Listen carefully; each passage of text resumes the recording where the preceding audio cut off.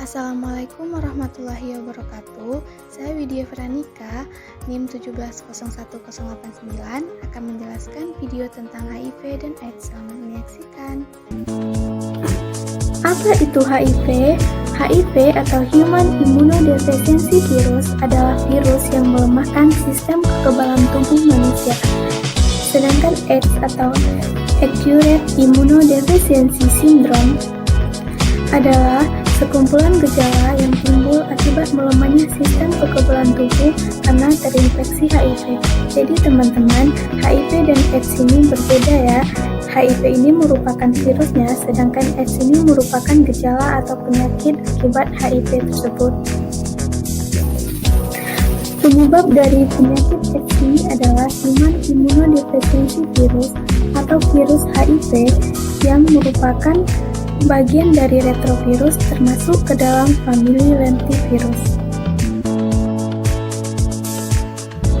Kemudian, virus HIV ini mempunyai kemampuan yang unik, yaitu mampu mentransfer informasi genetik mereka dari RNA ke DNA dengan menggunakan enzim yang disebut dengan reverse transkriptase. Nah, bagaimana sih penularan dari penyakit HIV/AIDS ini? Melalui apa saja dia bisa menular? Mari kita dengarkan. HIV terdapat dalam cairan tubuh seseorang seperti darah, cairan kelamin, dan air susu ibu yang telah terinfeksi. Sedangkan AIDS yaitu sindrom menurunnya kekebalan tubuh yang disebabkan oleh virus HIV. Baiklah, di sini akan dibahas 6 cara penularan HIV. Yang pertama, hubungan seksual dengan pengidap HIV atau AIDS, yaitu melalui vaginal, anal, dan oral. Yang kedua adalah ibu pada bayinya. Biasanya terjadi pada saat masa kehamilan, yaitu seorang ibu menderita HIV atau AIDS. Selanjutnya, yang ketiga adalah darah dan produk darah yang tercemar HIV atau AIDS. Yang keempat adalah pemakaian alat kesehatan yang tidak steril.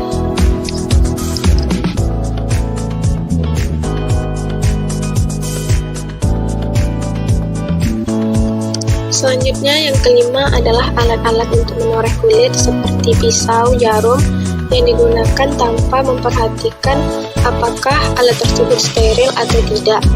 Selanjutnya yang keenam adalah menggunakan jarum suntik secara bergantian. Ini sangat tidak boleh sekali. Akan dibahas mekanisme penularan HIV/AIDS. Yang pertama, menempelnya protein kapsul G120 dari virus pada permukaan sel T. Lalu kedua membran akan mengalami fusi dengan bantuan reseptor CCR5. Selanjutnya di dalam sel T, enzim reverse transkriptase menginisiasi pembentukan rantai ganda DNA. Selanjutnya yaitu DNA virus yang terbentuk masuk ke dalam DNA sel T yang disebut dengan DNA provirus. DNA provirus akan mengalami transkripsi dan translasi kemudian menghasilkan komponen partikel virus baru. Virus baru ini akan berpindah ke permukaan sel T dan menunggu virus lainnya untuk melepaskan diri. Selanjutnya, enzim protease akan memotong rantai polipeptida virus HIV menjadi partikel virus baru yang berpotensi menginfeksi. Proses selanjutnya, sel yang terinfeksi akan hancur dan ketika jumlah sel CD4 berada di bawah 200 maka dapat dikatakan individu tersebut menderita. Obat HIV dan mekanisme kerjanya. Terapi antiretroviral berarti mengobati infeksi HIV dengan obat-obatan. Obat ini atau ARV tidak membunuh virus tetapi memperlambat pertumbuhan virus. Obat ini disebut sebagai terapi antiretroviral. Nah, adapun tujuan pengobatan dari antiretroviral atau ARV ini adalah mengurangi laju penularan HIV di masyarakat, menurunkan morbiditas dan mortalitas yang berhubungan dengan HIV, serta memperbaiki kualitas hidup ODHA.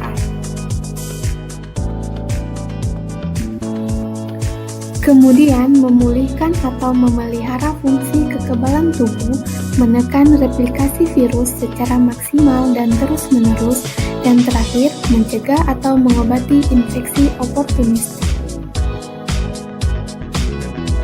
Selanjutnya, penggolongan ARV.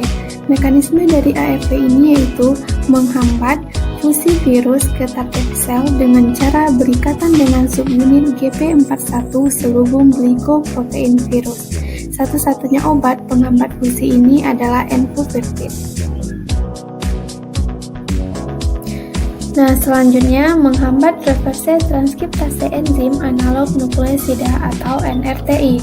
Mekanismenya, NRTI diubah secara intraseluler dalam 3 tahap penambahan 3 gugus fosfat dan selanjutnya berkompetisi dengan natural nukleotida menghambat RT sehingga perubahan RNA menjadi DNA terhambat.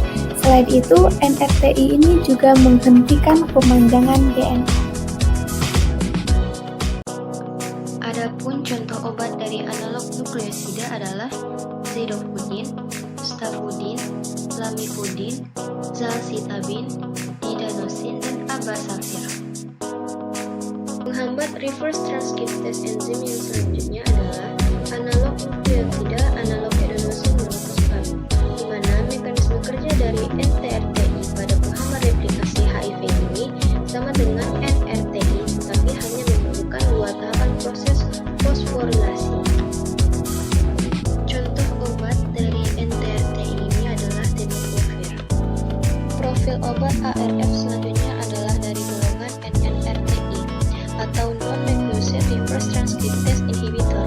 Golongan obat ini berbeda dengan NNRTI. NNRTI tidak memerlukan proses fosforilisasi untuk menjadi aktif,